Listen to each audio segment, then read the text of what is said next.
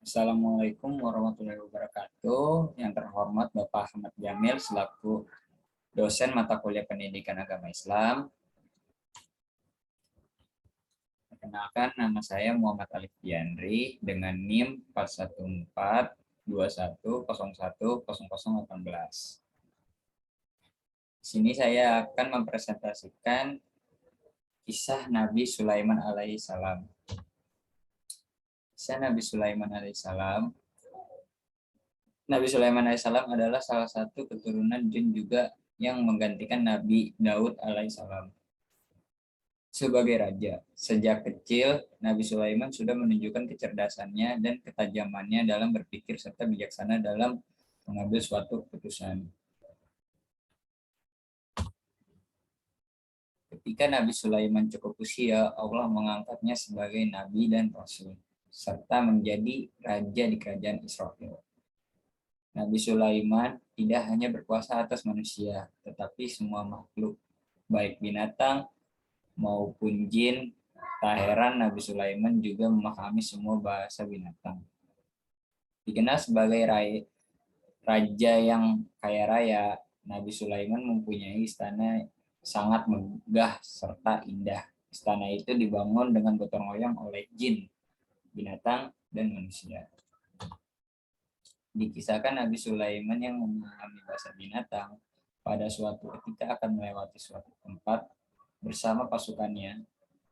Di tempat tersebut terdapat sarang semut. Para semut yang ketakutan itu pun berlari menuju sarang untuk menyelamatkan diri.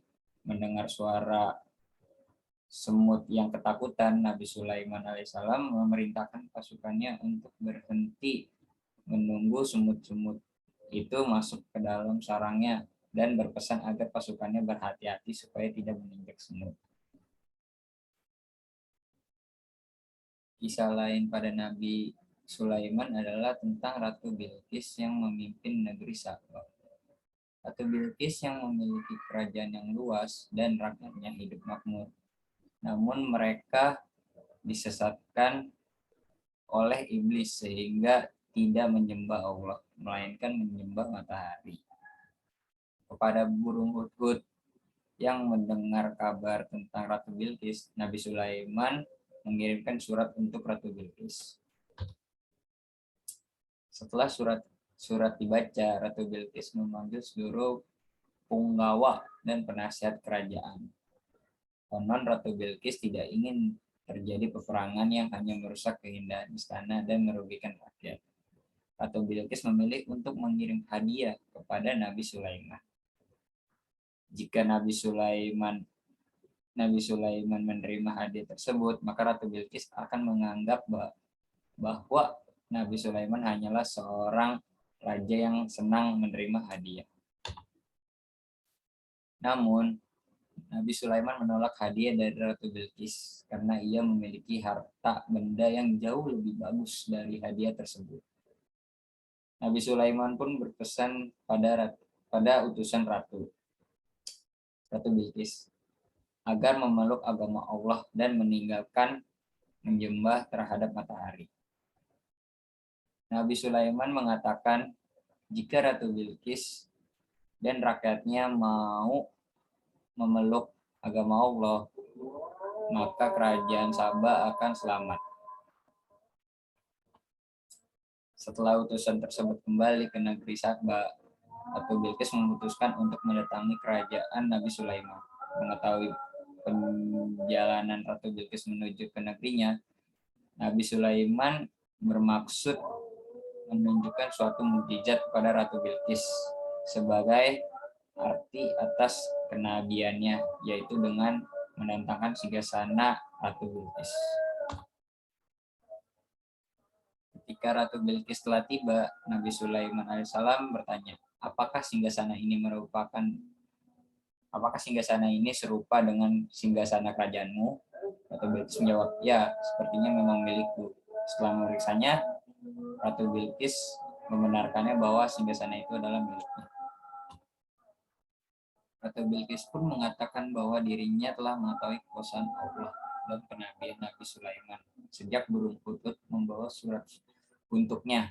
namun yang menghalangi keimanan Ratu Bilqis adalah karena masih hidup di tengah kaum yang kafir. Namun setelah kejadian itu Ratu Bilqis memeluk agama Allah. Mukjizat Nabi Sulaiman. Pertama, berbicara dengan hewan. Salah satu mukjizat Nabi Sulaiman yang paling terkenal adalah berbicara dengan berbagai bahasa hewan, bahkan membuat para hewan tersebut patuh pada perintahnya. Bukti tersebut, mukjizat ini pun telah dijelaskan dalam firman-firman-Nya melalui Al-Quran, mengutip doa-doa mustajab orang tua untuk anak karya Aulia Fadli. Nabi Sulaiman memahami bahasa semut yang sedang berdoa meminta hujan kepada Allah. Kemampuan beliau dalam memahami bahasa semut tersebut dijelaskan dalam surat An-Nam ayat 18-19. 2. Menghimpun bala tentara dari semua makhluk Nabi Sulaiman alaihissalam lainnya adalah mengumpulkan seluruh pasukan untuk berkumpul di aula kerajaan. Beliau memanggil tentara dari berbagai kalangan makhluk, mulai dari manusia, jin, hingga hewan berkumpul. Hal ini dijelaskan dalam surat An-Nam ayat 17. Kemudian Nabi Sulaiman juga berhasil menumbuhkan jin untuk bekerja di bawah perintahnya. Dikutip dari buku Berburu Warisan Nabi Yusuf dan Nabi Sulaiman karya Muhammad Gufron Hidayat, mereka bahkan bekerja membantu Nabi Sulaiman dalam membangun gedung. Selain itu, mereka berhasil membuat bencana besar untuk makanan para tentara dan pekerja, hingga membuat tempat minum yang besarnya seperti kolam. Mukjizat Nabi Sulaiman ini diceritakan dalam surat Sa'bah ayat 13. 3. Menaklukkan angin. Mukjizat Nabi Sulaiman yang terakhir adalah menaklukkan angin. Artinya, angin dapat berhembus ke arah mana saja sesuai yang kehendak Nabi Sulaiman. Dikisahkan dari 7 buku karya Ibnu Katsir, Nabi Sulaiman memiliki permadani yang mampu menampung kebutuhan yang diperlukan. Permadani tersebut kemudian diangkat oleh angin sesuai dengan arah dan kecepatan yang diperintahkan oleh Nabi Sulaiman. Kisah ini dapat disimak dalam surat Syad ayat 30. Tetap pusaka. Dan sekian, terima kasih presentasi saya. Kurang lebih mohon maaf. Wassalamualaikum warahmatullahi wabarakatuh.